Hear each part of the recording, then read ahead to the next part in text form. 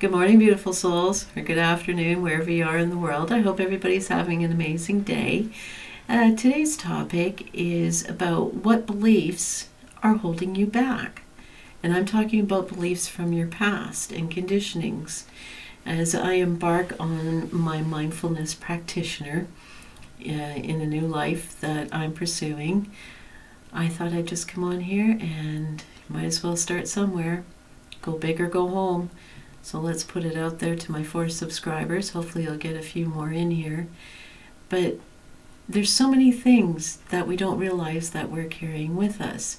So to take an example, what am I carrying? And I'll use myself as one because I don't know what you're going through. But if something resonates or you can apply it to your situation, which you can for beliefs, it's not specifically the situation. It's the conditioning and belief that you're carrying that's holding you back and working towards releasing it. But first off, let's get one thing straight, that nobody can do this for you. You need to do the work to be able to move forward and to grow and to become mindful of what is happening to you in the moment. Something that happens 25 years ago and you're still living that emotion over and over. Take the thought, is this situation happening to me right now? Well, in your mind it is because you're reliving it. The actual situation happened a long time ago. So that's where you got to kind of release those beliefs and that conditioning and that emotion that's all comes together. So looking at it and thinking about it, it's been a few days, it's been going around in my mind, and I know it is something that I do carry with me, and the more I come to terms with it, the more at peace, the more calm it becomes. And I have that Kundalini awakening to thank for that. I'll tell you that right now. It's really opened my eyes. But to take a situation, I have, for the most part, I want to say an ego emotion, that if I have an idea or I find out something and I want to share it with somebody and they don't want to be heard or hear what I have to say, I want them to hear what I have to say. But why? Why would that, why is that important? And I think that leads into validation too. I'm to the point, I don't care what people think about me or validate my thoughts or my beliefs or my ideas. But there's always that little niggle in me that, like a hurt child, that's still there. So I had to think, okay, I got to get right in there, dig deep, and find out what's going on with that and find a way to release it. Because even when I become mindful of that's happening, I can stop it in its tracks. But the fact that it's still happening and it does come at me, and I have to go, wait a minute, stop. We're not having that. I'm living in the now. So I had a really good think about it, and I just, started contemplating why and going back in my life on different situations, and I just kept going back and back and back. It wasn't something that was instantaneous. It took a bit. But then I realized when I was growing up as a child and being the youngest, it's not always, the best. But when I would have something to say or an idea or I wanted to pursue something, I would get things thrown at me like, well, who do you think you are? Or don't be stupid. What do you know? Well, I know something because I've been interested in it and I've read about it, or I've done something, it spurred my mind, it sent synapses off, it got me excited. But to constantly be hearing that because I was young and I hadn't had the experience in the world.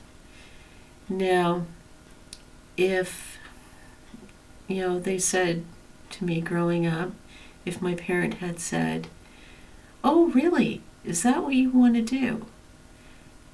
Gave me more information, encouraged me, wanted me to go forward. And if I, got the information even more, hey, and I didn't want to do it, at least I tried.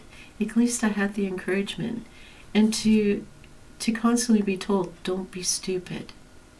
The power of the words, absorbing that as a child, stupid is not good. Stupid is not encouragement. As you begin to absorb that, then you get older and you truly understand when somebody says, don't be stupid, that they're being mean.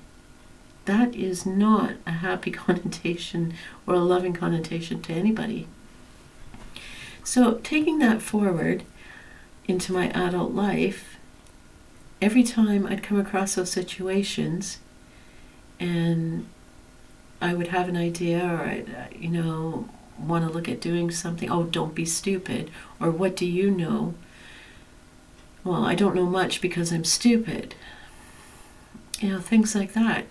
But it's all starting to make sense now. That stopped me in pursuing a lot of things in my life because of that. Because I'm stupid and I don't know anything, or that's a silly idea. When in actuality it's not, because it may be silly to some people, but other people have done it and gone on to be successful and happy and, living the dream. So why can't I do it? Because I'm stupid and silly, and what do I know? Again, that's what's holding me back. So it took me to actually have a situation in my mind where it took place that I was reliving on a very deep subconscious level.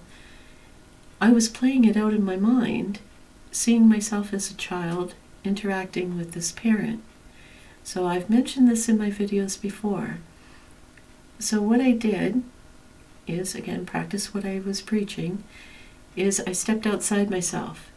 And now I'm watching, as I am at this age, a child interacting with an adult, getting that reaction. But at this age, it was still hurting. So I had to take myself and step back again and look at the hurt adult watching the child who's experiencing a new emotion or feeling of a parent who thinks they're stupid and doesn't know much. So watching that, I could understand the hurt adult. I can understand the child trying to absorb what's being said. Why won't you listen to me? Because you're stupid and you don't know anything. So observing that, then I looked at the parent. And looking at the parent, I thought, okay, where did they get that from? Well, looking at generations, looking at, children are to be seen and not heard. They don't know nothing. They haven't experienced the world. Things like that. So the only way I could really come to terms within myself is to observe that parent doing the same to them. That's all they knew how to do.